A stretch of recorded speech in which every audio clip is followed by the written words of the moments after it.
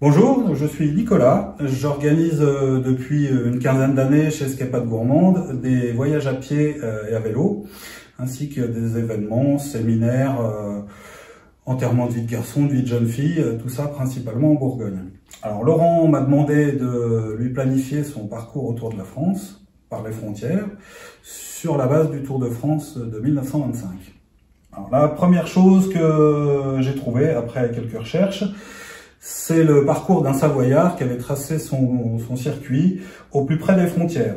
Ça représentait 7400 km et plus de 80 cols.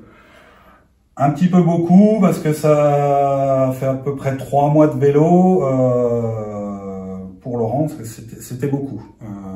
On s'est ensuite rapproché de l'US Métro Cyclotourisme qui depuis 1958 promeut ce fameux Tour de la France. Leur parcours à eux est un peu plus direct, c'est 4800 km avec 45 000 mètres de dénivelé. Pour une première, on a décidé de se baser sur ce circuit, ce qui nous permet d'éviter quelques surprises, d'avoir un circuit concret et éviter les inconnus. Ensuite, plusieurs questions se sont posées. D'où part Laurent ? De quel côté et quel sera le sens de rotation du circuit? Alors, les réponses à la première question, d'où part Laurent, son souhait c'était quand même de partir de chez lui, donc d'Auxerre, de Bourgogne. De quel côté partir? Le plus simple c'était quand même de rejoindre la frontière la plus proche, donc la frontière suisse. Et pour le sens de rotation, la question a été rapidement résolue. S'il partait vers le sud, il serait arrivé directement sur les Alpes. Et à mi-avril, les cols des Alpes, ils sont encore enneigés. Donc, difficile d'y passer à vélo. Donc, le choix a été fait de faire le tour de la France dans le sens inverse des aiguilles d'une montre. Donc, par l'Alsace, le nord, la côte atlantique et finir par les montagnes. Alors, au total, avec les étapes d'approche vers la frontière, un retour en fin de circuit à Auxerre, ce parcours fera 5400 km, une quarantaine de cols, ce qui représente environ 60 jours de vélo, une moyenne de 700 mètres de dénivelé par jour. Alors, ça reste évidemment une moyenne. Les premières étapes seront plutôt plates.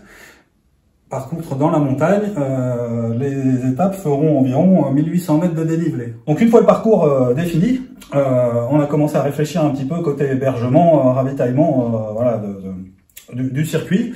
On a juste réservé la première semaine qui permet donc d'arriver à la frontière, pour être sûr de faire des étapes courtes pour le démarrage du circuit, et monter doucement en température, hein, en suivant l'adage. Qui veut voyager loin mais ménage sa monture. Alors ensuite, plusieurs petites pauses ont été prévues au cours du circuit pour faire des petites pauses chez des connaissances de Laurent selon l'avancement et puis pour garder un petit peu de souplesse. La hantise de Laurent, c'est de se blesser pendant le parcours et d'être obligé d'abandonner. Voilà. Donc pour des voyages au long cours comme ça, il faut finir chaque journée en ayant encore l'envie de pédaler. Et surtout pas se mettre dans le rouge parce que en général on le paye après. Surtout à son âge avancé. Un de ses premiers stops, donc ce sera à Belfort, pour faire un selfie devant son école qu'il a quittée à la fin de ses études, et donc à la fin de sa carrière professionnelle. C'est une manière de boucler la boucle que de revenir en pèlerinage où elle a commencé. Un clin d'œil à l'occasion de revoir aussi des anciennes connaissances.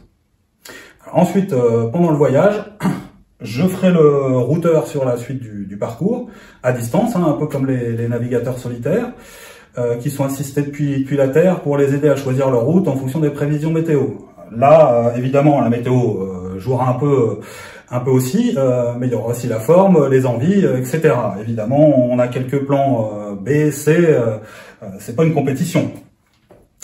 L'objectif de Laurent, ça reste de pas boucler le tour forcément dans un délai imparti, mais de pédaler sur le Tour de France pendant 2 mois sans se blesser, en formule entre guillemets touriste, et puis à s'imprégner des régions traversées qui font toute la richesse de la France.